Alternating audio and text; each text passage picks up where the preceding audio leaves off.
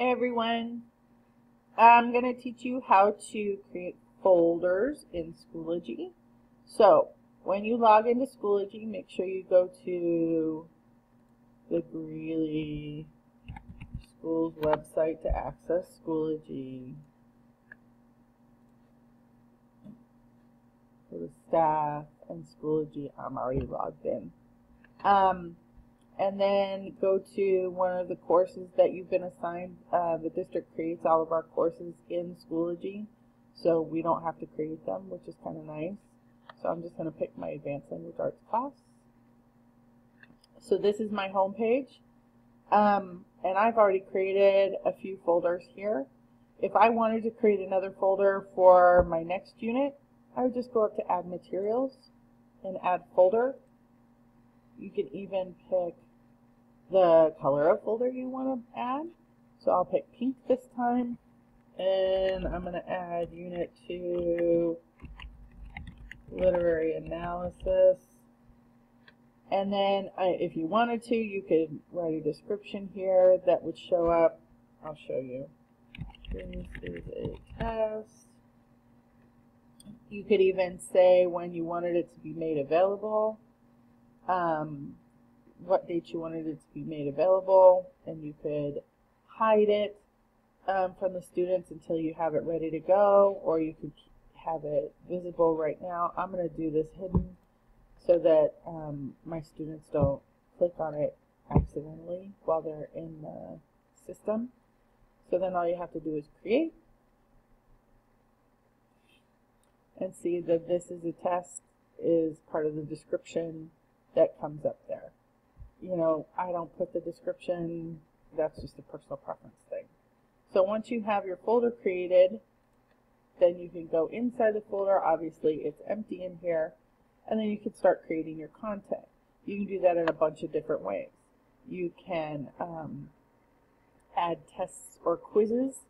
You can add links. You can add a discussion board. You can make a page. You can even make a media album that's just a series of pictures that you could put on in your folder or whatever. So add assignment I haven't messed around too much with. It's possible to do that. I just haven't messed with it that much. Add test or quiz is really simple. Test quiz is what I'm going to name it. I'm going to say that we're going to do it on the 30th. You can make it worth however many points you want. I don't really deal with the grade book in Schoology so much. I mean, if I have a test or a quiz in Schoology, I just pull that off and put it right into Infinite Campus. But if that's something that you wanted to do, I could show you how to set up your grade book, and that's what this category is for.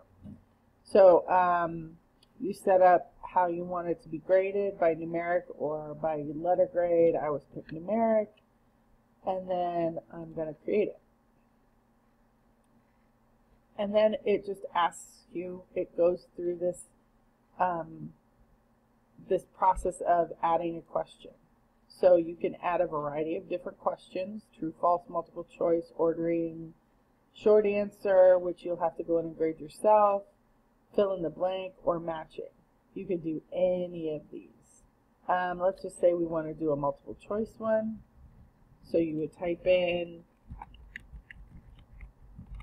you would type in your question here. You would give the choices.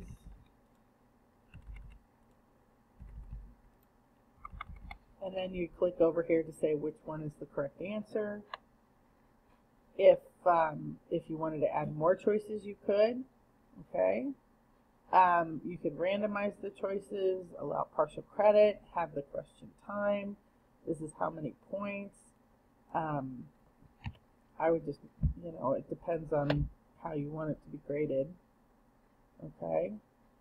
You can add more options, so that's always an option there. And then you create the question. And then you just continue to go through that process until you're done with your test. And then You click your settings. Here's where you can give instructions to your students. You can have it be a timed thing. You can give them multiple attempts at the quiz. You can randomize the order so that every student who logs in sees something different.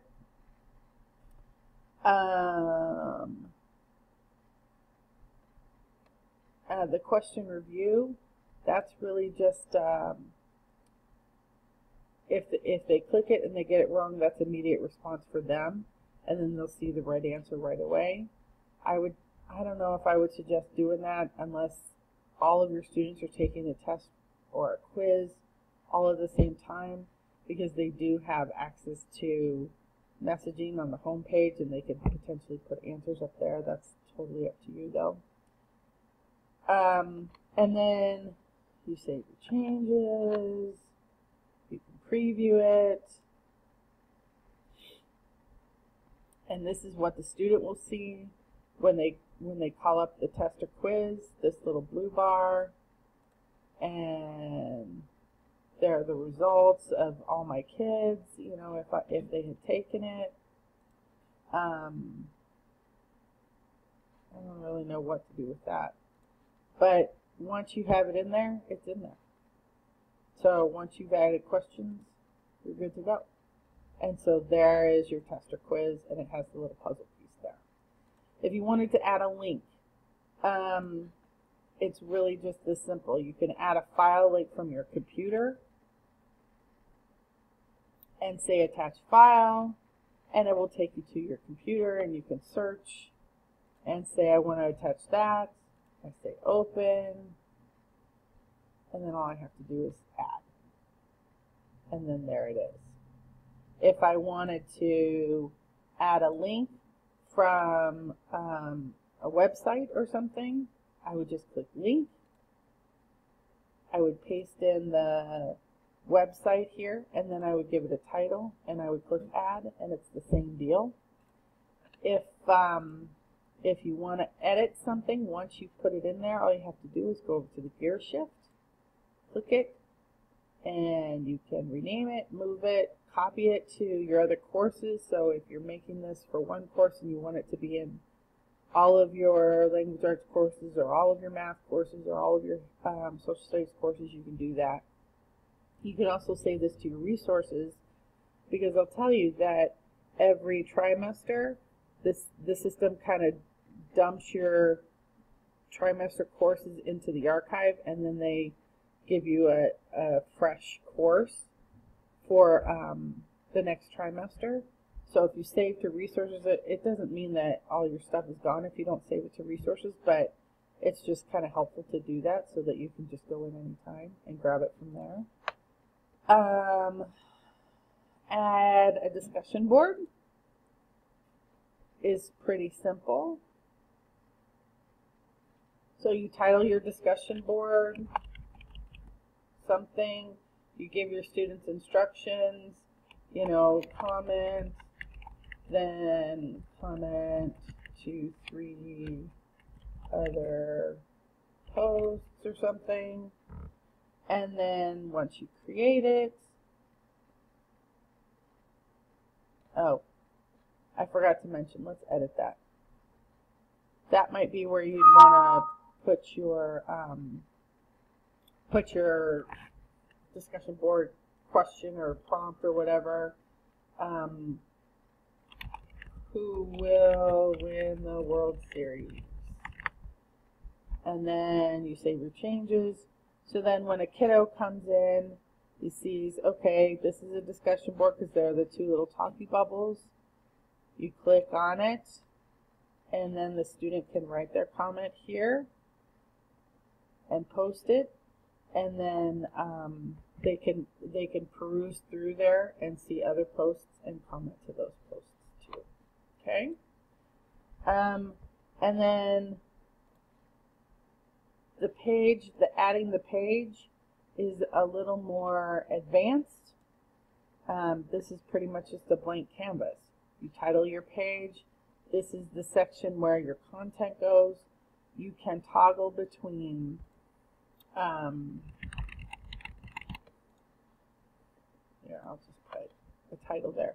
You can toggle between WYSIWYG view, what you see is what you get view, and if you click over here, then that's HTML view, and that's all the coding and everything that goes along with it.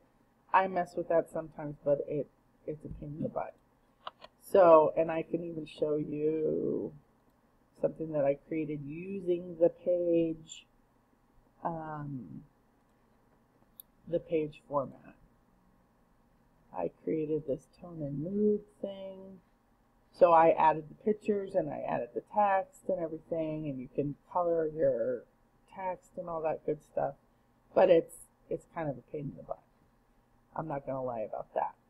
So really that's just creating folders in a nutshell. You can add folders inside any folder that you have.